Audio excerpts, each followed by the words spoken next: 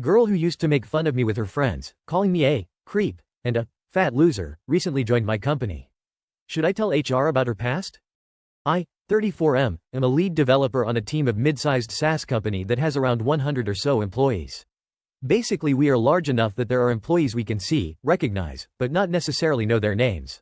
Recently, we had a new hire, Krista, 33F, who joined the PM part of the project I am working on. I have a history with Krista from college. In college I was a lot more in my own shell. I didn't really treat myself well, and was very much the introverted nerd, down to bad posture and poor fashion sense. Krista, she did have quite a few friends in college, but at least in my view she wasn't super popular, but she was well liked and was conventionally attractive. We shared a few classes together and one day asked me for some help on an assignment. I helped her on it and we talked, and from the sound of things, she seemed genuinely friendly to me. I helped her on a few more assignments and finally she asked me if I wanted to meet her after class at a coffee shop and talk. I said sure, and when I got there, Krista was nowhere in sight. I waited about 20 minutes before I called her. She answered and started laughing, and I heard several other voices laughing, Krista saying something like, "Why would I want to date a fat loser like you?" Looked out the front window of the shop and saw one of Krista's friends holding up her camera phone and it looked like she was recording.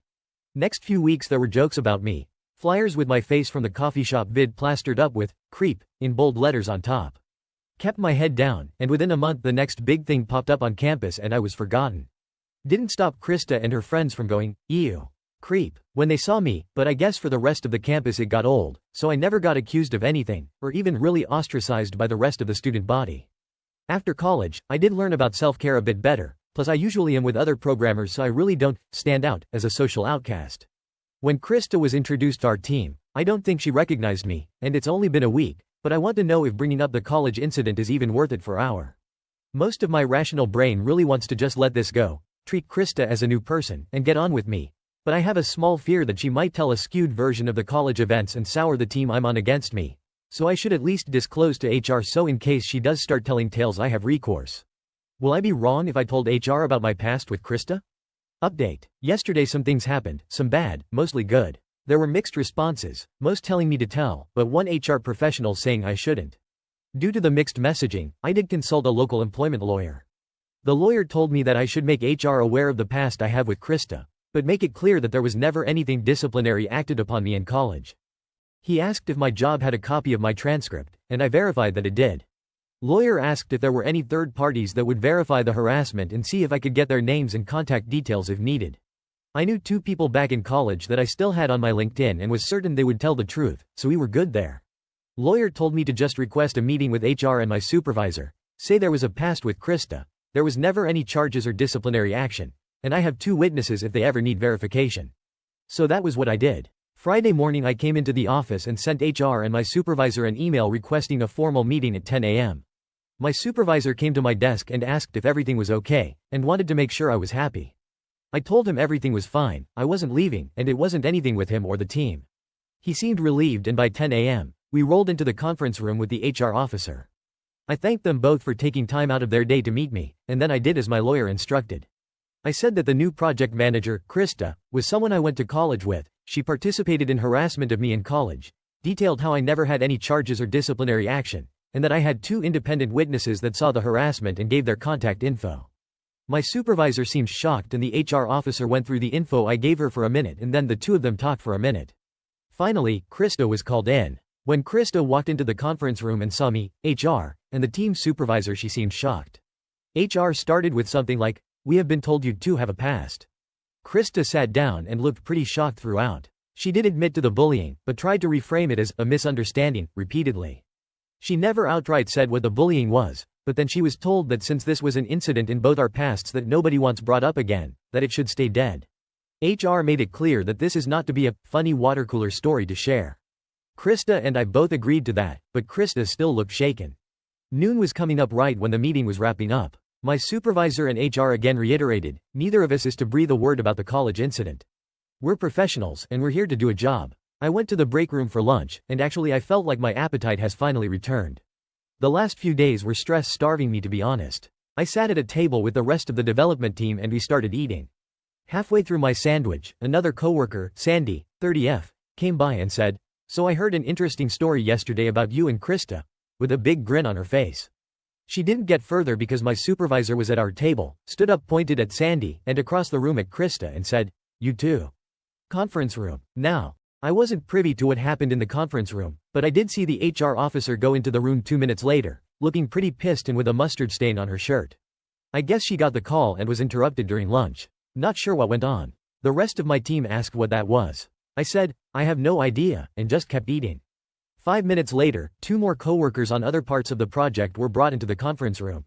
Lunch ended and we went back to work, but speculation was high. It wasn't until 3 that the conference room finally emptied. Krista looked like she was crying and the others that were in the room with her seemed to treat her quite coldly. Not sure what this will mean, but it appears for now, Krista is still working here. But I appreciate the lengths HR and my supervisor are taking to ensure this won't blow up further. Update 2. Monday wasn't a shit show, so that was good. My supervisor and the HR officer did bring everyone on the team into the big conference room, for the HR officer said that we are a professional company, and while we do like to have fun, there are company outings like golf, bowling, main event. We are to be strictly professional and not gossip about other coworkers' personal lives. Sandy and the 2 other coworkers who were brought into the conference room Friday looked pretty ashamed during this. Krista was sitting at the other end of the conference room table and there seemed to be a noticeable distance between her and the other employees. My supervisor said he wants to consider this matter closed and for us to get back to offering great solutions to our clients. Everyone filed out of the conference room and went back to work. Lunch on Monday was pretty tense, but Tuesday management had a local Mexican place bring in a Taco Tuesday for us, and the mood improved considerably. I don't gossip, but I did hear murmurs that Krista is now on her final warning and put on a performance improvement plan, all within her first 2 weeks. Not sure how true these rumors are, but with how isolated Krista now appears to be to the rest of the team, it is clear that everyone else is not willing to socialize with her beyond their work functions. I considered this matter closed myself, and if Krista worked hard and got her redemption arc, I'd have been fine with it. But then last night happened. Not sure where Krista got my address, but she was outside my house last night, and luckily my doorbell camera caught it, so I can pretty accurately transcribe it. She rang and asked if we could talk. I said through the digital doorbell there was nothing to talk about, and she better leave because this is now harassment. She pleaded for me to come outside and discuss it. I declined and emphasized she's not welcome. She then said she had a crush on me in college, that her friends found out she asked me to coffee and pressured her to turn it into a harassment campaign, and she was afraid of them disowning her for liking a guy like me. Guys, I wanted to laugh so fucking hard. I was socially awkward back in college, but even I knew this was bullshit. Hell, I wasn't even interested in Krista for a date. I thought she wanted to be my friend. I told her that I didn't care what she has to say, she has to leave. She told me I could just ask Sandy what she told her and it would clear this all up. I declined and said that this matter in the office is closed. Krista finally made an exaggerated sigh and walked off. I took the video recording from the doorbell and sent it to the employment lawyer and will give it to my supervisor and HR today. I will be shocked if she will last longer than this Friday now. Final update. Krista is fired. I didn't even have to send HR the doorbell cam vid, but I did send it to the lawyer I was talking to. Lawyer is drafting a cease and desist and potentially a restraining order if needed.